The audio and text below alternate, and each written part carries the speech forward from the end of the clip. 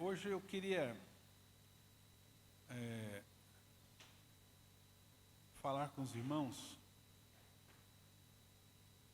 e eu queria mais dar uma aula do que fazer uma pregação sobre um tema que eu já falei aqui outras vezes, né? E nós vamos falar ainda, se Deus permitir, várias vezes, sobre a importância de você conhecer a sua fé. Mateus, capítulo número 16. Eu quero que os irmãos, nós vamos ler o versículo de número 15. Talvez.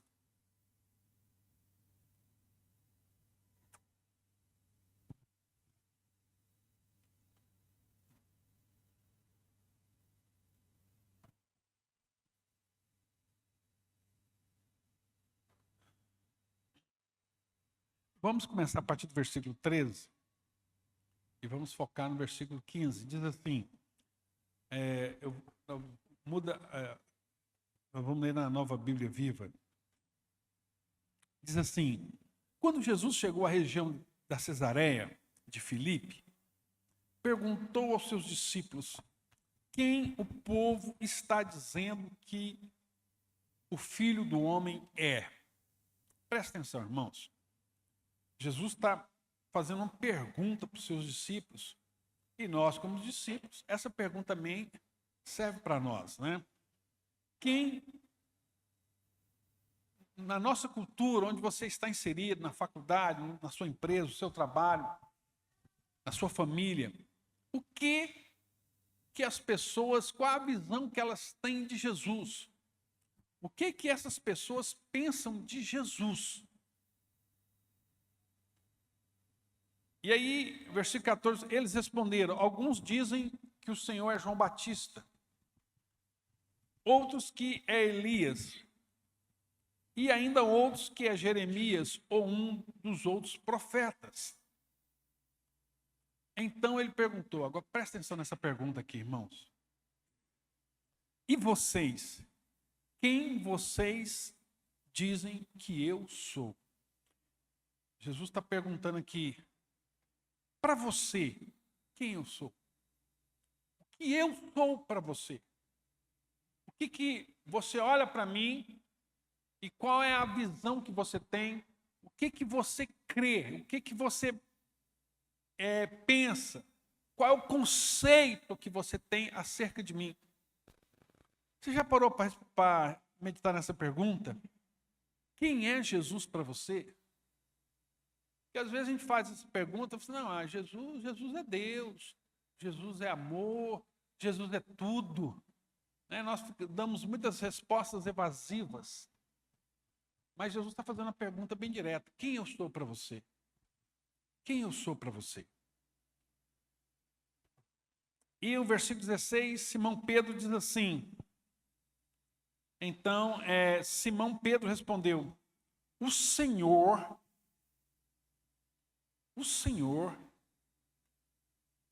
e observa que o S ali é maiúsculo, quer dizer que o verbo ali, o pronome aplicado ali é Kyrios, quer dizer o Senhor do universo, o dono, o Criador, o Todo-Poderoso.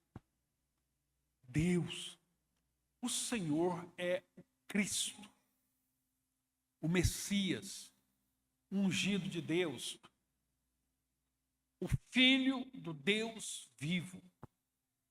O Senhor é o Cristo, o Filho de Deus, o Messias prometido nas Escrituras, o nosso Salvador, o nosso Redentor. Por isso que quando Jesus entrou em Jerusalém, as pessoas gritavam Hosana, Hosana nas maiores alturas. Hosana quer dizer, tenha piedade de nós, nosso Salvador, tenha piedade de nós. Salva-nos, nosso Salvador, salva-nos.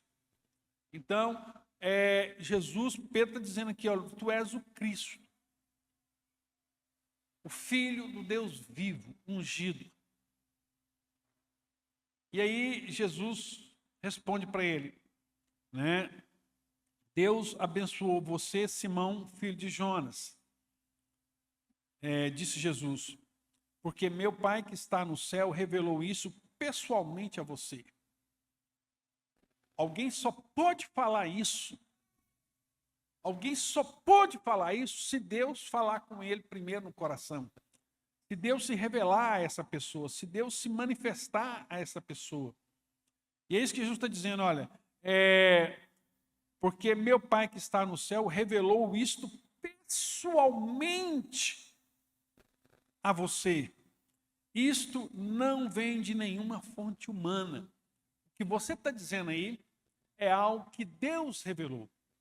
E aqui é muito importante nós entendermos isso. Somente o Espírito Santo de Deus em nós pode nos levar a crer nessa verdade. E crer que nós estamos falando é crer no sentido pleno da palavra. Isso aqui é fruto de uma relação íntima com Deus. A fé é fruto, né? A palavra fé, ela tem a ver com conhecimento. E esse conhecimento que vem da fé é fruto de um relacionamento íntimo com Deus. Então eu tenho uma relação com Deus, o meu relacionamento com Deus se aprofunda, e à medida que o meu relacionamento com Deus se aprofunda, Deus vai transmitindo a vida dele a mim, eu vou conhecendo a Deus, e à medida que eu conheço a Deus, eu começo a ser um com Ele, a pensar como Ele, a agir como Ele. Eu estou sendo transformado à imagem dEle, eu começo a me parecer com Ele.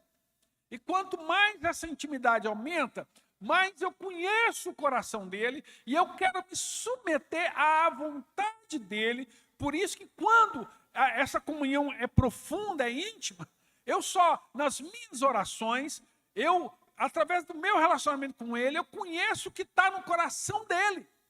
E conhecendo aquilo que está no coração dEle, eu vou orar para que aquilo que está no coração dEle seja revelado aqui na terra.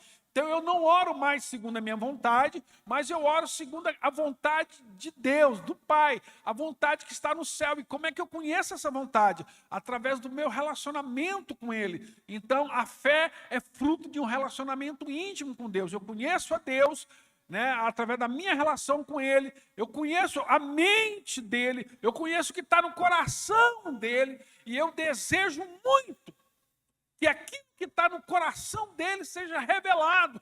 Então, eu oro segundo a vontade de Deus. Por isso que Jesus falou que quando eu orar segundo a vontade de Deus, Ele nos ouviria, Ele atenderia, porque eu estou orando não segundo a minha vontade, não segundo a minha cobiça, não segundo o meu entendimento, mas eu estou orando segundo a vontade dEle, aquilo que Ele quer. Então, eu faço um com Ele. Eu me torno um com Ele, aquilo que está no coração dele passa a estar no meu coração, e aquilo que Deus quer passa a ser também a minha ambição, fruto da minha oração. Por isso que quando eu oro, como diz João, no capítulo 5 da sua epístola, que tudo aquilo que eu orar segundo a vontade dele, Ele nos ouvirá. Ele nos ouvirá. Ele vai responder tudo aquilo que vocês pedirem em meu nome, o Pai fará. Então não é que você vai pedir todas as suas vaidades, porque Ele não vai obedecer. Perdão, Ele não vai te dar. Ele não vai fazer por você. Deus não está aqui para cumprir os nossos caprichos, as nossas obsessões, as nossas carências.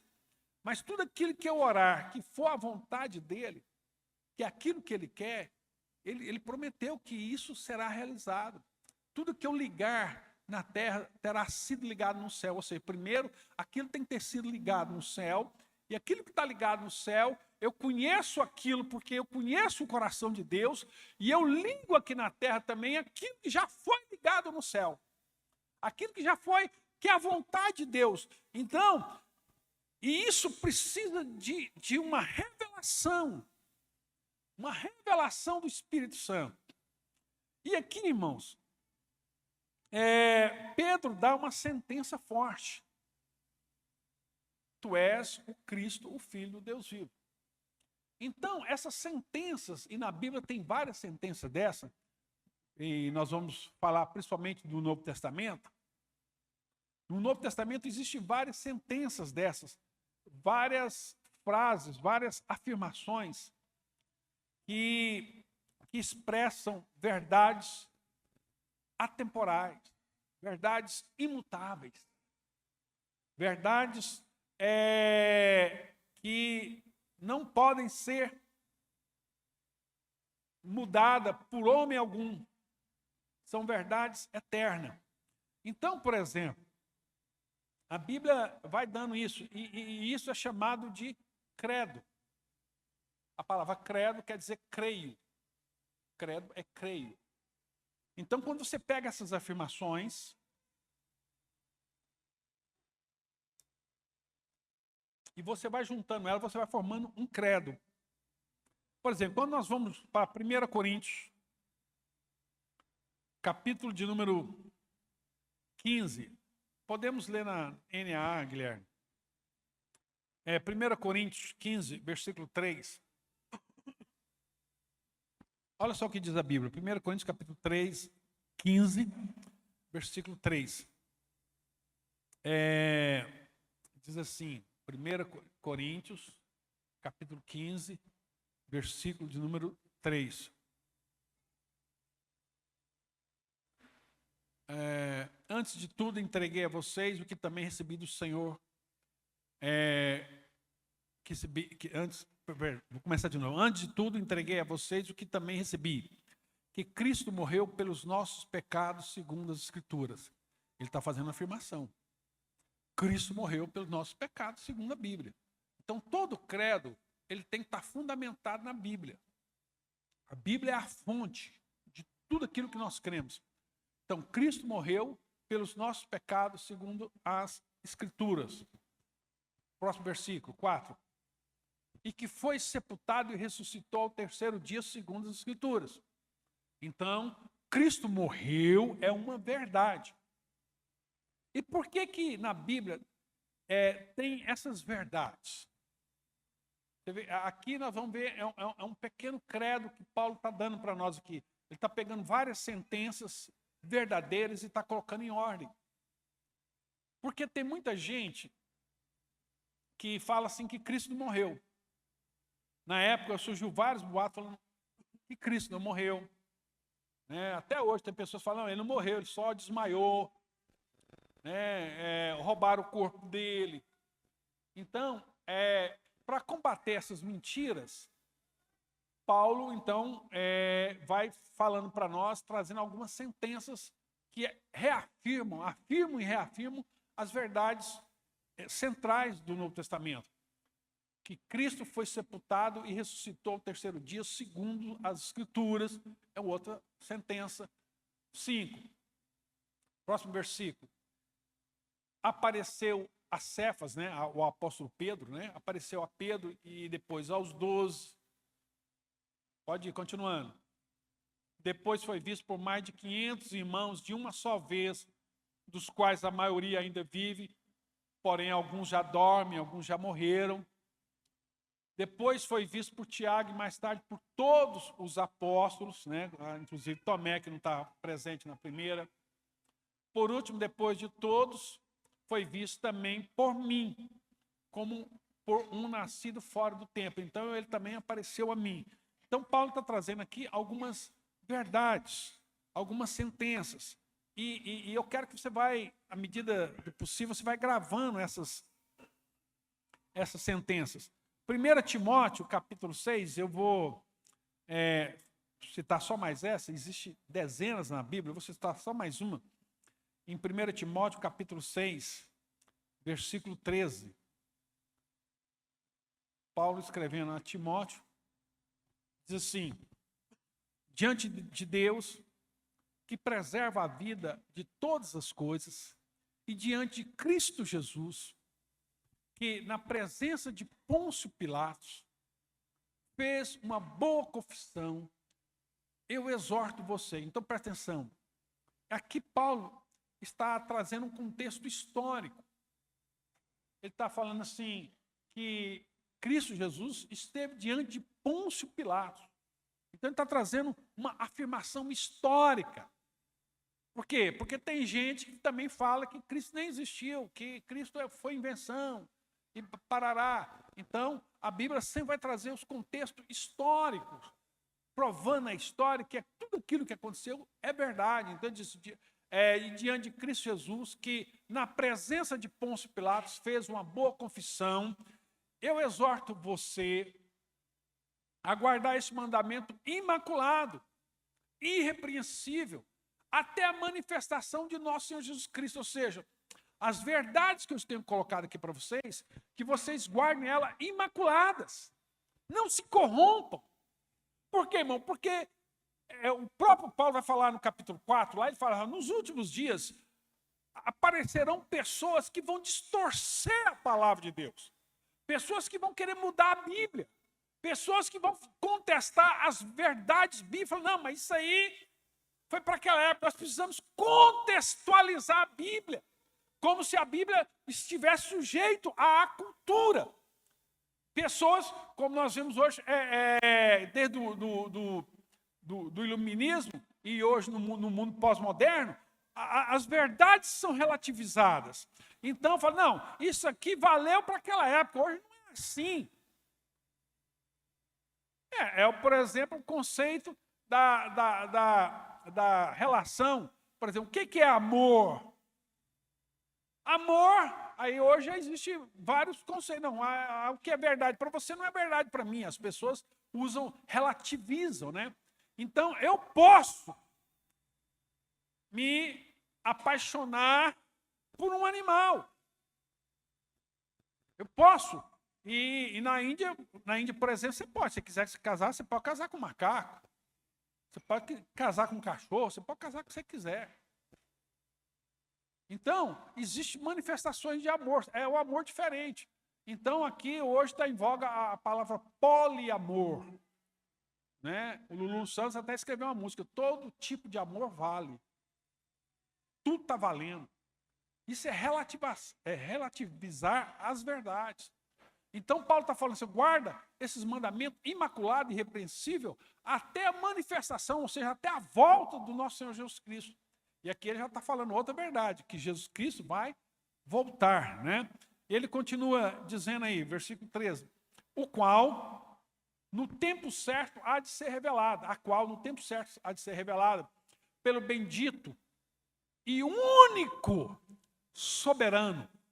Só há um soberano, só há um Deus todo-poderoso, o Criador do universo, ele diz, o Rei dos reis e Senhor dos senhores. Então, isso aqui são sentenças fortes que a Bíblia está falando para nós e que nós devemos gravar nos nossos corações essas sentenças, essas verdades, que são verdades imutáveis. Porque, irmãos, o que está acontecendo hoje? Está aparecendo muitas igrejas em que as pessoas, os pastores, a liderança, estão mudando a verdade de Deus para encaixar nas pessoas, para serem aceitas. Então, por exemplo, elas falam assim, não, a questão do homossexualismo, a palavra correta é homossexualismo e não homossexualidade. Por quê? Porque ismo fala de comportamento. Os defensores dessa ideologia, eles não querem que nós falemos homossexualismo, mas falemos homossexualidade. Qual que é a diferença? Porque quando você fala de homossexualidade, você está falando de um comportamento, não um comportamento, mas de uma natureza imutável que nasceu inerente à pessoa. E quando você fala homossexualismo, você está falando que é um modo de vida de acordo com o comportamento daquela pessoa. Então, eles querem que nós falamos homossexualidade para falar que nós nascemos assim.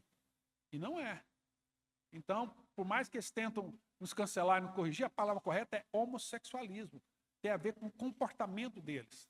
Então, e isso, as pessoas para se serem aceitas, não serem taxados como quadrados, antiquados, para não serem cancelados, nós vamos nos submetendo à cultura. Nós vamos cedendo. Eu, por exemplo, o feminino de marido é mulher. Mas é comum todos nós falarmos esposa. Mas esposa não é o feminino de marido. A Bíblia deixará o homem, pai e mãe, serão uma só carne, né? Marido e mulher. Isso é língua portuguesa. Mas a questão esposa vem no sentido de noiva. Maria estava desposada de José. Tem a ver com esposa. Então, mas eles falam que essa expressão, que é uma expressão da língua portuguesa, é machista. Então não pode falar mulher, minha mulher. É minha esposa. Na língua portuguesa está errado. Mas há uma imposição. E nós vamos absorvendo essas culturas, esses modos, né? Então, hoje as igrejas estão relativizando. Então, falando, não, o homossexualismo, aquilo era um comportamento naquela época da igreja e é um conhecimento deturpado da história, porque é exatamente o contrário.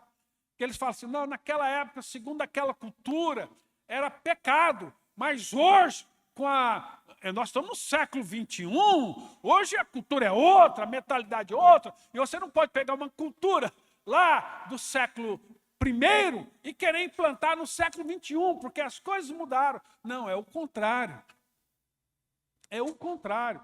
Porque antes mesmo do ano zero, 300 anos, 350 anos antes de Cristo, somente com o aparecimento do Império Grego, veio de forma muito forte a questão das relações entre homens, né? Através de Alexandre, que também tinha amantes, homens. Então, na cultura grega isso era comum. E eles espalharam isso por todo mundo, para a cultura romana. E aqui, depois do Império Grego, veio o Império Romano. E essa cultura do homossexualismo se tornou forte. Com o advento do cristianismo, Paulo, né, principalmente as escritas paulinas, Paulo vai trazer direção, né, e reafirmar aquilo. E aí a igreja vai contra uma cultura. E a igreja começa a transformar. Por exemplo, era comum a poligamia, os homens terem várias mulheres. Era comum a prática do divórcio por qualquer maneira. Era comum a relação de homens com homens, mulheres com mulheres. E a igreja vai numa contracultura, denunciando essas coisas como pecado. Você pega João Batista. João Batista denunciou. Por que João Batista morreu? Porque ele denunciou o pecado de Herodias, que era casado com Filipe e largou Filipe e foi morar com um cunhado dela, que era um governador da Judéia. E aí João fala, olha, não é lícito. Essa mulher, vocês estão em adultério. Essa mulher é adúltera. Essa mulher não pode ocupar esse lugar. Você largou a sua mulher, você arrebentou um outro casamento. E João, e ela tinha tanta raiva de João, que um dia, quando a filha dela dançou e pediu para a menina ele bêbado, pede o que você quer, a mãe dela falou, pede a cabeça, manda matar João Batista. Irmãos, isso aí é história. Sempre vai ser assim. Sempre quando você afirmar uma verdade, sempre vão vir aquelas pessoas que vão estar contra a verdade e falar, mas isso é a sua verdade. Isso é o que você pensa. E que seja assim. Porque a nossa verdade não é a nossa verdade somente. É a verdade de Deus. Então, a princípio, nós temos que entender isso, que a Bíblia é a palavra de Deus, que a palavra de Deus é imutável, que a palavra de Deus é atemporal, né? E nós precisamos entender isso. Ela é eterna. Jesus disse, passarás os céus e a terra, e minha palavra permanecerá para sempre. Deus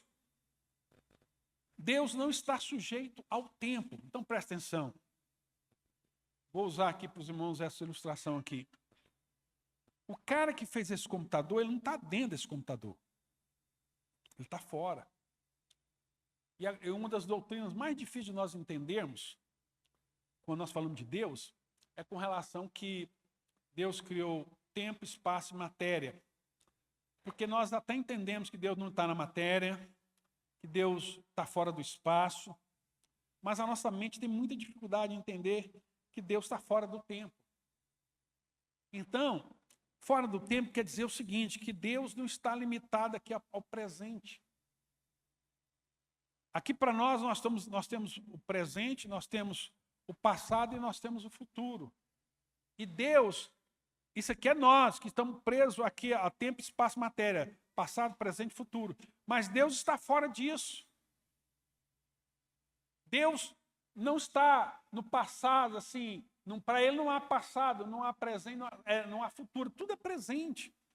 Eu sei que eu não vou conseguir explicar isso para os irmãos, que é muito complicado, mas há uma ilustração na Bíblia que dá para você ter um pouquinho de luz nisso, né? Porque quando Jesus estava no Monte da Transfiguração, ele fez, vamos dizer assim, uma videoconferência com Moisés lá no Monte Sinai e com Elias lá no Monte... Onde que Elias estava? Lá quando Elias estava... Não é no Monte Horebe. Não lembro. E aí, ele pegou os discípulos e trouxe Moisés e Elias, e eles conversaram em dimensões diferentes ao mesmo tempo. Moisés estava no tempo dele, Elias estava no tempo dele, os discípulos estavam no tempo dele, e eles aqui conversando. Então, por quê? Porque o tempo, Deus está fora do tempo. Então, esse Deus que está fora do tempo, ele criou leis. E essas leis, essas verdades, estão fora, no sentido assim, no sentido que são eternas, que passarão os céus e a terra. Mas as minhas palavras não vão mudar, porque são conceitos que pertencem a Deus.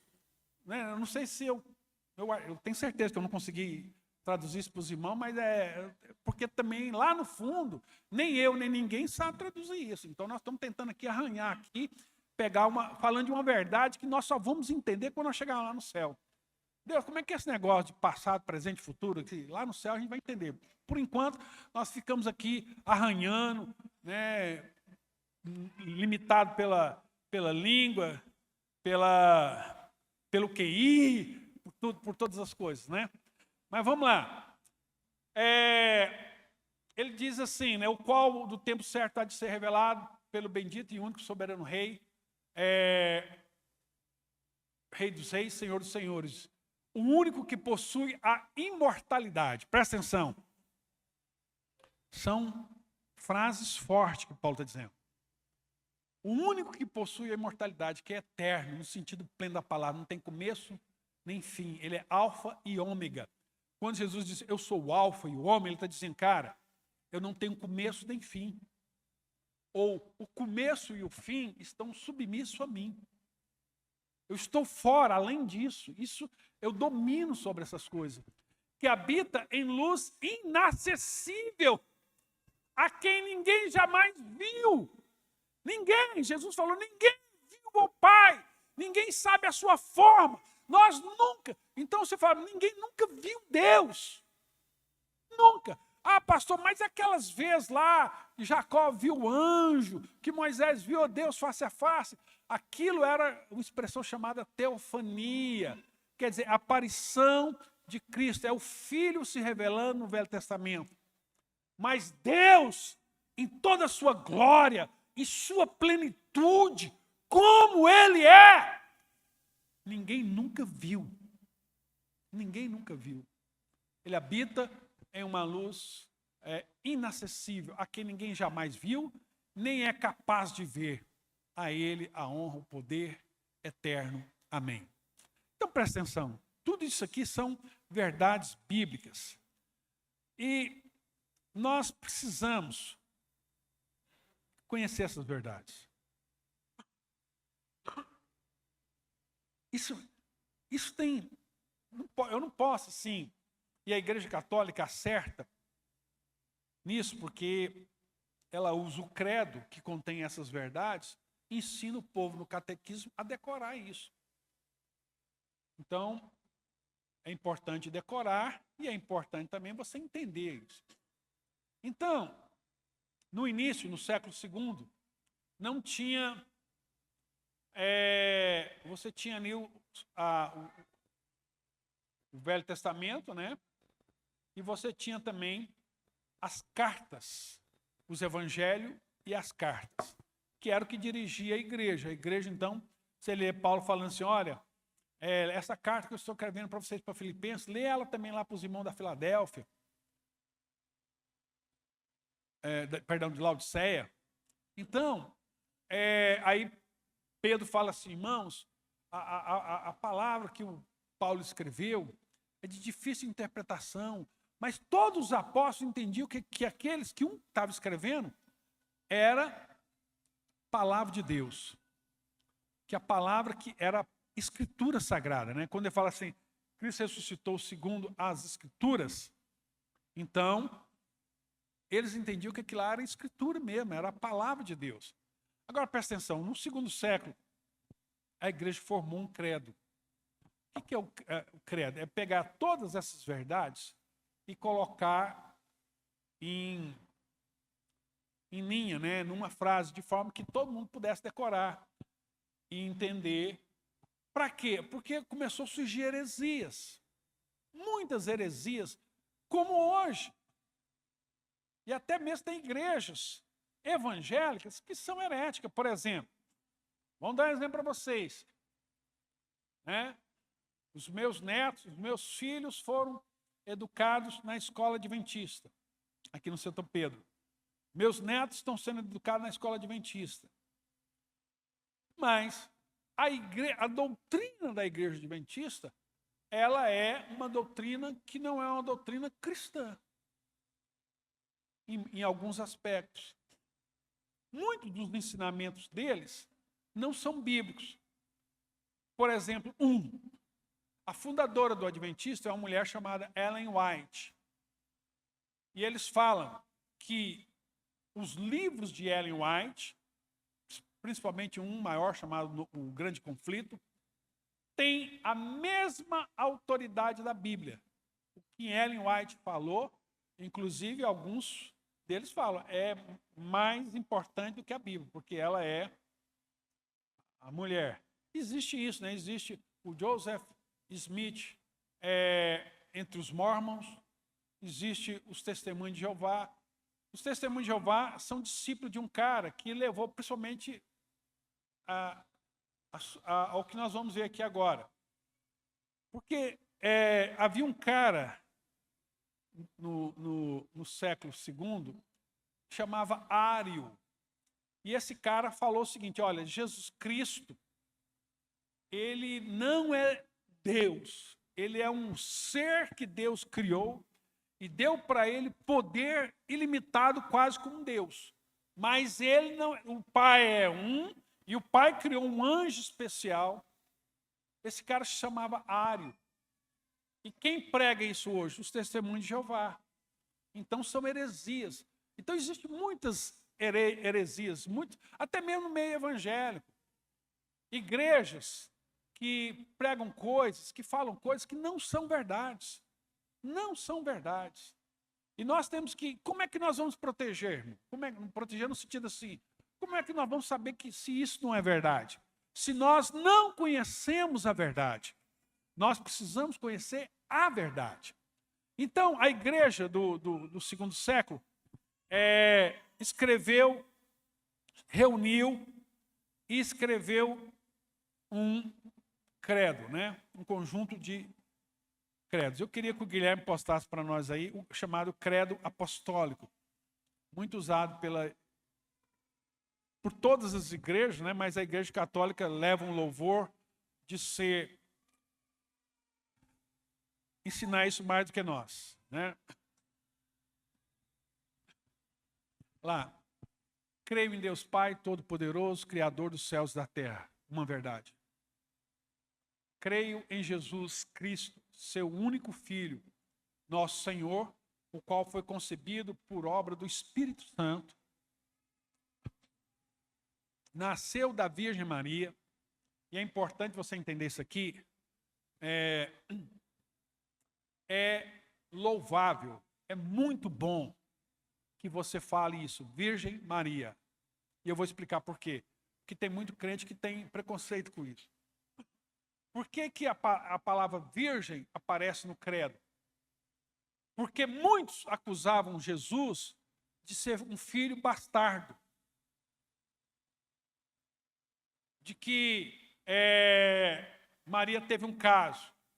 Então, quando nós reafirmamos isso, que Jesus nasceu da Virgem Maria, nós estamos confessando o nascimento virginal de Cristo, que consequentemente foi concebido por obra do Espírito Santo. Só o Espírito Santo pode engravidar uma virgem. Então, por isso que é importante essa expressão Virgem Maria. Isso não é uma expressão católica, mas é uma expressão cristã. Quando nós falamos Virgem Maria, nós estamos falando que Jesus Cristo foi concebido por obra e graça do Espírito Santo através da Virgem. É importante falar da Virgem Maria. Por quê? Porque senão isso tem um propósito. Tudo que está escrito aqui tem um propósito para refutar ensinos malignos. Então, não há demérito, pelo contrário, há muito mérito em você falar Jesus nasceu da Virgem Maria. Isso é importante enfatizar isso. Porque até hoje tem pessoas que pensam isso, né, que Jesus é um filho bastardo. Padeceu sob o poder de Pôncio Pilatos, como nós falamos. Está citando um Coríntios, né? Foi crucificado, morto e sepultado. São verdades. Porque tem muita gente que diz que ele não morreu, que o corpo foi roubado, né? Ressurgiu dos mortos, ressuscitou ao terceiro dia, subiu ao céu, está sentado à direita de Deus, Pai Todo-Poderoso, de onde há de vir para julgar os vivos e mortos, né? Então, Jesus está no céu, sentado à direita de Deus Pai, um dia ele voltará e virá para trazer juízo sobre todas as pessoas vivas e mortos. Aí ele vai falar agora do Espírito Santo, falou do Pai, do Filho, agora do Espírito Santo. Creio no Espírito Santo, e agora na igreja, na Santa Igreja Universal, ou católica, tanto faz, a palavra ali pode ser traduzida tanto por universal como católica. Porque a igreja católica quer dizer, a palavra católica quer dizer universal. Na comunhão dos santos, né, a igreja tem que viver em comunhão, você não pode viver fora da igreja. Na remissão dos pecados, nossos pecados foram perdoados pelo sacrifício de Cristo, né? Na ressurreição do corpo, um dia todos nós vamos ressuscitar, na vida eterna, né? Amém. Então, esse é o credo apostólico. Aí, depois disso aí, isso era muito comum, surgiu um doido, como eu falei para vocês, chamado Ário, que veio questionar e trazer muita confusão. Ele trouxe muita confusão, irmãos. O Ário desviou muitos irmãos com seus ensinos malignos. Como hoje existem muitas igrejas malignas que usam o evangelho para enganar, para trapacear, para extorquir, para cometer abusos. Abuso espiritual, abuso financeiro, abuso físico. Todos os tipos. Então, e os cristãos precisam conhecer a verdade para não se submeterem a isso. Então, o Ário, ele veio falar que Jesus Cristo não é Deus, que ele é um anjo especial, e parará. E ele atraiu muitas pessoas, ele questionou muitas dessas verdades. Aí há um concílio em Nicéia, em 325, e forma lá o credo de Nicéia, que é esse credo aqui, só que agora atualizado para combater especificamente as doutrinas de Ário. E depois esse credo é passado por mais uma revisão para reforçar mais algumas coisas em Constantinopla. Tudo na Turquia, né? Esses credos, a Igreja Católica fala que é ela que organizou. Não, naquela época nem existia nem Igreja Católica, né? Inclusive, como nós conhecemos hoje. Então, Constantino pediu para a igreja que organizasse tudo isso aqui para que a igreja tivesse um corpo de doutrina que pudesse gerir a igreja, né? Dirigir a igreja. Então, vai surgir então o credo niceno constantinopolitano, que é o que eu vou ler para vocês, que é esse aqui reformado, revisado. E isso aqui é uma coisa que depois eu quero enviar para vocês aí, Porque aqui resume quase tudo que nós cremos. Aqui está basicamente a carta de princípios e valores da fé cristã. Claro que aqui só está os temas, e cada um tema desse é uma pregação para nós aqui, é um estudo, né? Então, vamos lá, creio em um Deus. Há um só Deus. Paulo fala isso quando diz, há um só Deus, o Pai, né?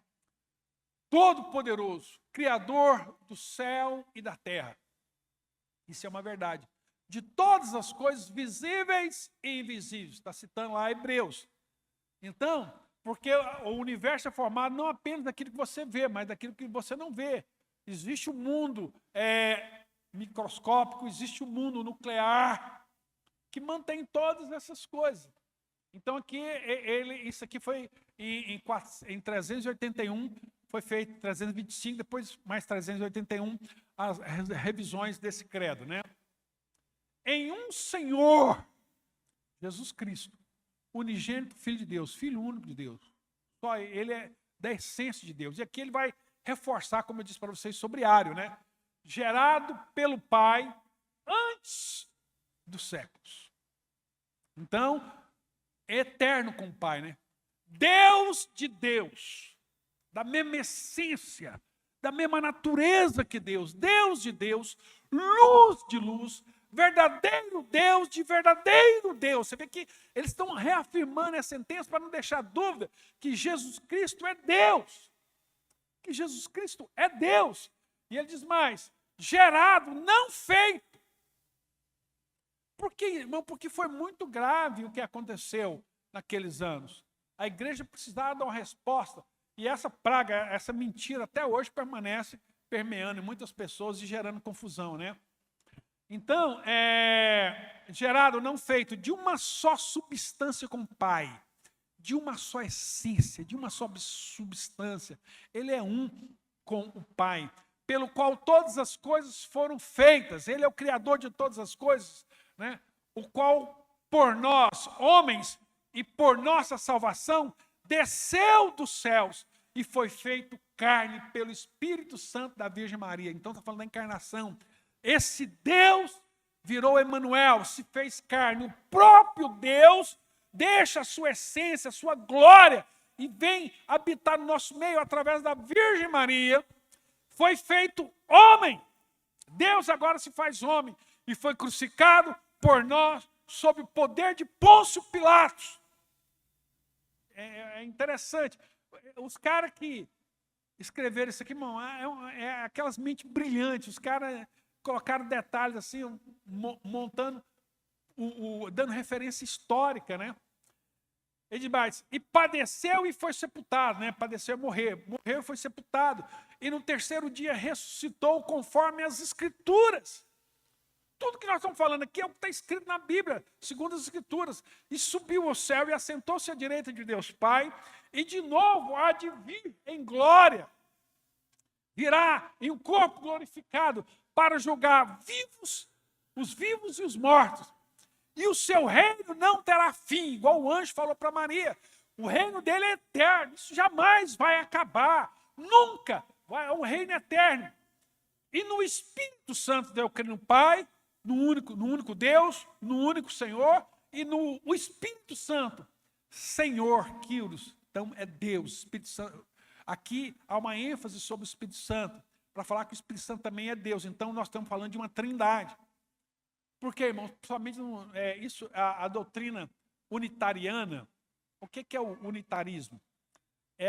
Aqui no Brasil nós temos várias igrejas. Por exemplo, já viu falar naquela igreja Voz da Verdade, do grupo Voz da Verdade? Eles são unitarianos. Nos Estados Unidos, eles são muito fortes, né?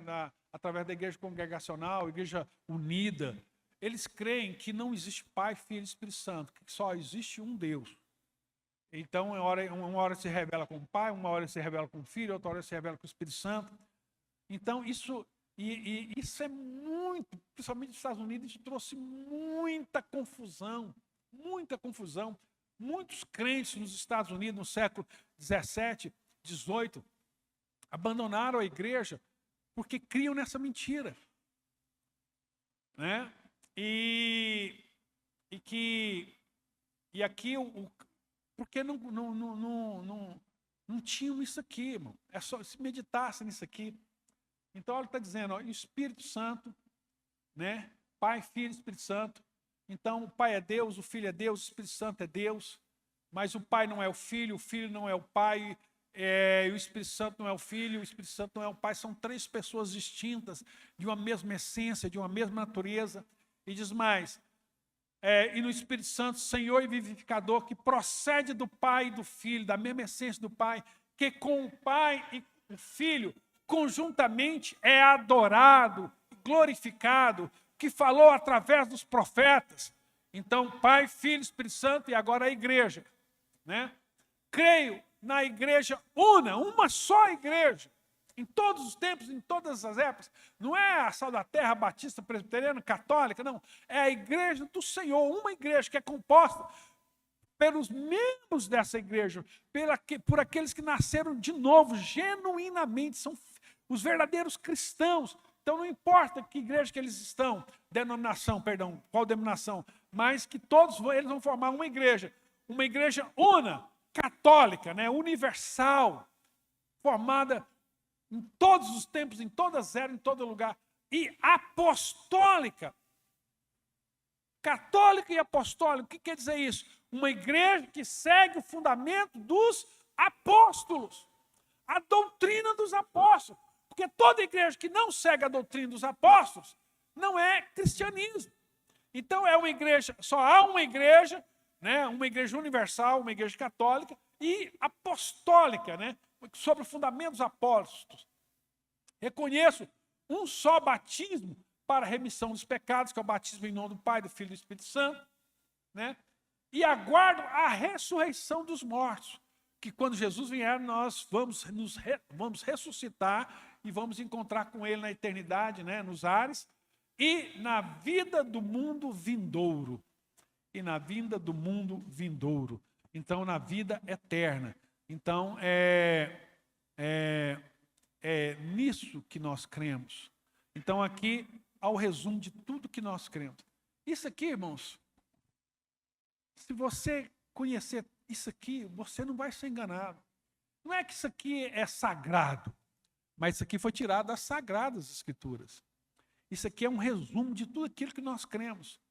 Isso aqui ajudou a igreja nesses 2000 anos a se livrar de mentiras. A se livrar de mentiras. Então, é importante, você pergunta assim, pastor, por que você está falando isso hoje aqui, né? Às vezes, assim, a gente veio aqui para ouvir uma palavra poderosa, irmão, porque não dá para ser cristão sem essas coisas.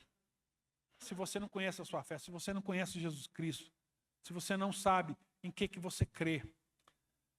E eu queria só ler aqui um artigo do Melanchthon, que é um teólogo de teologia sistemática. Ele diz assim: nenhuma fé é firme se não é mostrada em uma confissão.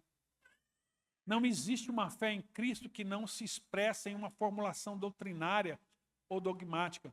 Uma fé sem dogma, sem confissão, está continuamente em perigo de não mais saber o que realmente é e, portanto, em perigo de cair ao nível de mera religiosidade.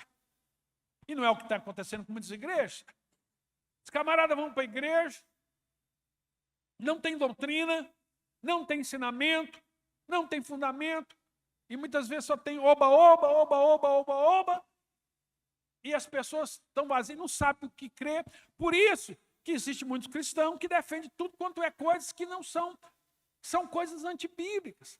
Então nós precisamos ter uma identidade, nós precisamos conhecer a nossa fé, nós precisamos saber quem é o nosso Deus, quem nós somos, quais são os nossos valores inegociáveis. Quais são os valores inegociáveis?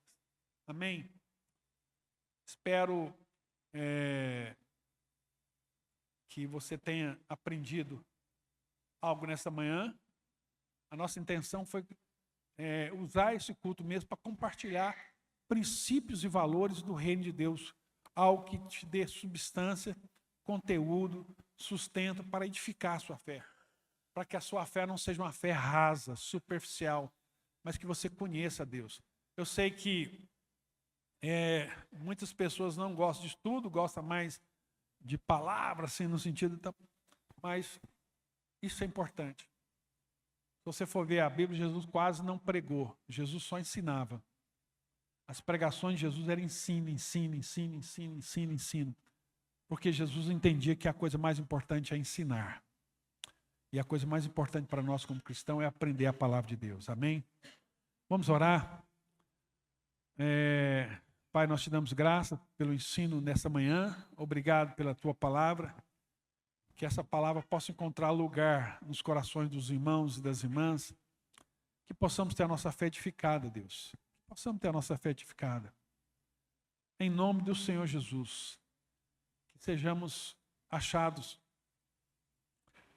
como Paulo falou dos irmãos da Bereia, irmãos sábios, Senhor, prudentes, que sabem manejar bem a palavra da verdade, que não é enganado por toda sorte de mentira, de engodo, de filosofias vãs, que querem enganar, que só querem arrastar para si discípulos, mas que possamos ter uma fé viva em nome do Senhor Jesus. Amém.